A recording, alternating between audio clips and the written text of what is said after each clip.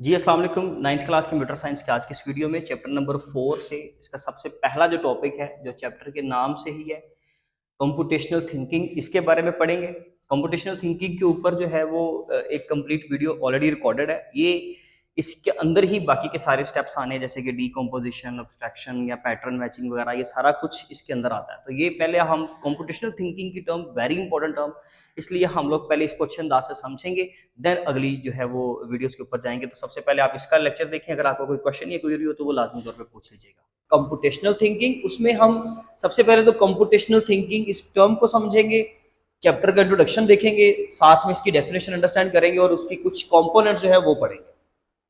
तो देखें जी, सबसे पहले कंप्यूटेशनल थिंकिंग का जो चैप्टर है, that is the most important chapter. बहुत ही जो है वो आप कह सकते हैं कि अहम चैप्टर है।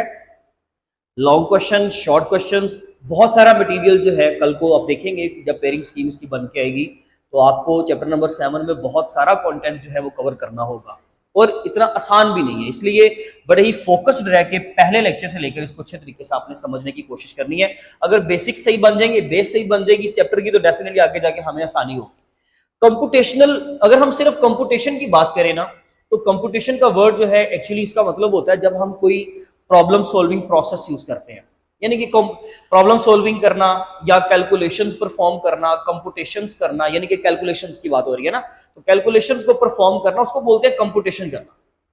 तो कंप्यूटेशनल थिंकिंग यानी कि प्रॉब्लम सॉल्विंग टेक्निक, कोई ऐसी स्ट्रेटजी जिसके अंदर हम अपनी प्रॉब्लम्स को सॉल्व करेंगे। देखिए प्रॉब्लम का क्या मतलब है, यहां पर क्या चीज है प्रॉब्लम। देखिए हम आसान लफ्जों में ये कह सकते हैं कि प्रॉब्लम जो है ना, वो कंप्यूटर साइंस में प्रॉब्लम का मतलब होता है कोई भी एक टारगेट जिसको हम लोगों ने अचीव करना है। टारगेट अचीव करने का मतलब ये है कि हमें एक प्रॉब्लम का क्या निकालना है, सोल्यूशन निकालना है। ठीक है जी। तो किसी भी प्रॉब्लम को सोल्व करने के लिए जो हम स्ट्रेटजी यूज करेंगे, जो हम उसके लिए मेथड यूज करने वाले हैं, जो प्रोसेस यूज करेंगे, वो हम पढ़ेंगे अपने कंप्यूटेशनल थिंकिंग के चैप्टर नंबर 7 के अंदर।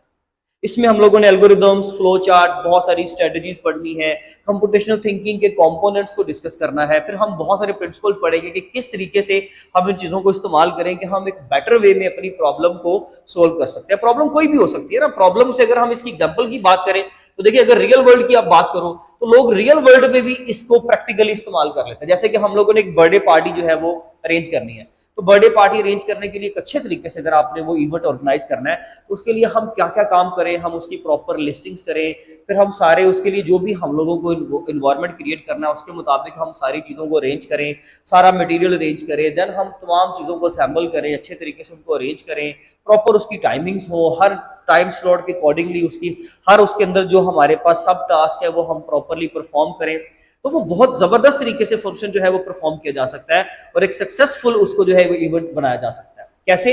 अगर हम कंप्यूटेशनल थिंकिंग यूज करेंगे, यानी कि कोई बेटर स्ट्रेटजी यूज करेंगे। एक होता है ना रैंडम हम चीजों को प्लान करते हैं, रैंडमली हम चीजों को परफॉर्म करते हैं, तो वो बेटर रिजल्ट्स के साथ शायद हमारे सामने ना आ सके। इसलिए हम ऐसी चीजों में रियल वर्ल्ड में भी हम कंप्यूटेशनल थिंकिंग यूज करते हैं, और खास करके जो हमारा काम है कि हम लोगों ने भाई इसको खास करके आप लोग प्रोग्रामिंग में यूज करते हो। ठीक है, जितनी भी कंप्यूटर प्रोग्रामिंग हम इस्तेमाल करेंगे उसमें हम लोगों ने इसी कंप्यूटेशनल थिंकिंग की स्ट्रेटजी को यूज करना है, या फिर हम लोग इसको डाटा साइंसेस के जो है वो फील्ड के अंदर इस्तेमाल करते हैं, जहां पर हमारे पास ह्यूज अमाउंट के अंदर डाटा होता है और हम लोगों ने उसमें से यूजफुल डाटा को जो है वो क्या करना है जी, कैप्चर करना है, और उस यूजफुल डाटा से हम लोगों ने रिजल्ट्स बनाने हैं, प्रेडिक्शंस बनानी है।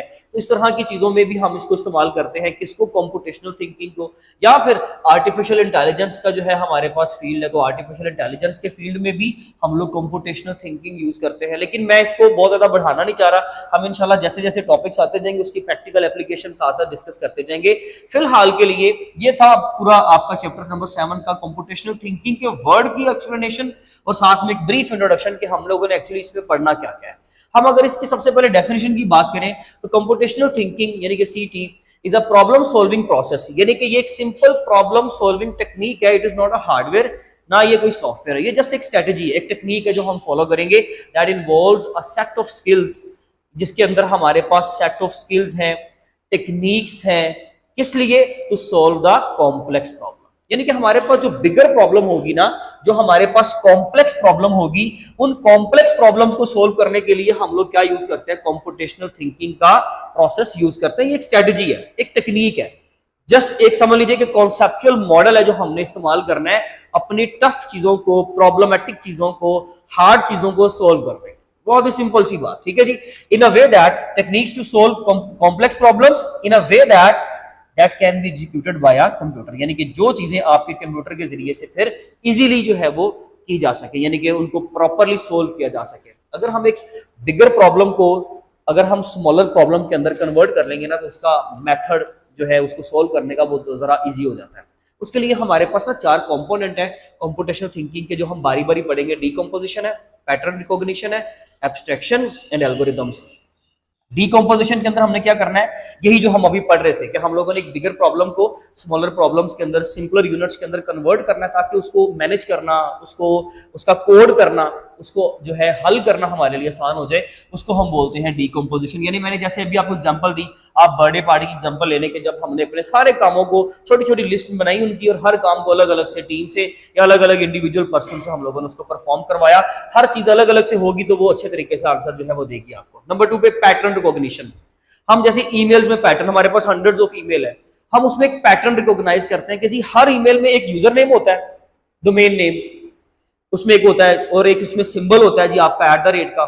इसी तरीके से हम लोग लेट्स सपोज दैट मंडे को ना, हमारी जो एग्जांपल है बुक के अकॉर्डिंगली एग्जांपल है कि हमारा मंडे को हम होमवर्क करना भूल जाते हैं, या मंडे को होमवर्क जो भी हमारे पास नोटबुक होता है उसको रिटन फॉर्म में लेकर जाना भूल जाता है कोई बंदा, कोई स्टूडेंट, तो उसको क्या करना चाहिए कि पैटर्न देखे कि मंडे से पहले वो क्या ऐसा करे कि उसको वो याद रह जाए। तो वो संडे को कोई भी एक अलार्मिंग साउंड जो है वो एक्टिवेट कर ले, कोई अलार्म लगा ले, कोई नोटिफिकेशन का साउंड जो है वो एक्टिवेट कर ले अपने मोबाइल फोन के साथ, अपने सिस्टम के साथ, तो उसको याद रहे कि मैंने मंडे का ये वाला टास्क जो है वो परफॉर्म करना है। तो पैटर्न रिकॉग्निशन में कोई भी ऐसा काम होता है जो बार बार हो रहा होता है, और उसमें हम लोगों ने पैटर्न रिकॉग्नाइज करना होता है।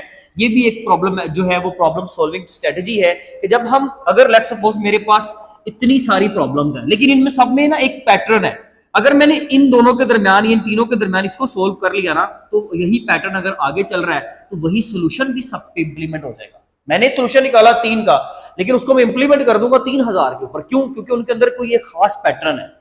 बात समझ आ रही है? इसी तरीके से एब्स्ट्रैक्शन। एब्स्ट्रैक्शन क्या होता है कि यूजफुल चीजों को सिर्फ अपने मद्देनजर रखो, अपने नजर में रखो, बाकी चीजों को निकाल दो। जैसे कि मेरे पास जो भी यूजफुल इंफॉर्मेशन थी वो मैंने कैप्चर कर ली, और बाकी जो मेरे पास अननेसेसरी डिटेल्स है ना, वो मैंने एक प्रॉब्लम में से निकाल देंगे, तो फिर प्रॉब्लम को सोल्व करना आसान हो जाएगा। जैसे कि अगर हम एक रोड मैप सर्च करते हैं तो उसमें बिल्डिंग्स कौन सी है, पाथ्स कौन से हैं, हम ये चीज सर्च नहीं करते, हम ये देखते हैं कि यार मैंने डेस्टिनेशन कहां तक पहुंचना है, बेस्ट पाथ कौन सा है, बस ठीक है।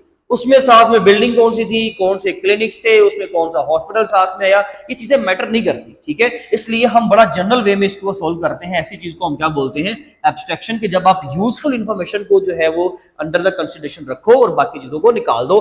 एल्गोरिथम्स, ये बेसिकली प्रॉब्लम सॉल्विंग की एक ऐसी स्ट्रेटेजी है जिसमें हम सेट ऑफ स्टेप्स क्रिएट करते हैं, बहुत सारी स्टेप्स क्रिएट करेंगे एक प्रॉब्लम को सोल्व करने के लिए, छोटे छोटे स्टेप बनाएंगे, उन स्टेप्स को क्या करते जाएंगे, एग्जीक्यूट करते जाएंगे, और हम फाइनली अपने टारगेट यानी कि अपने डेस्टिनेशन तक पहुंच जाएंगे।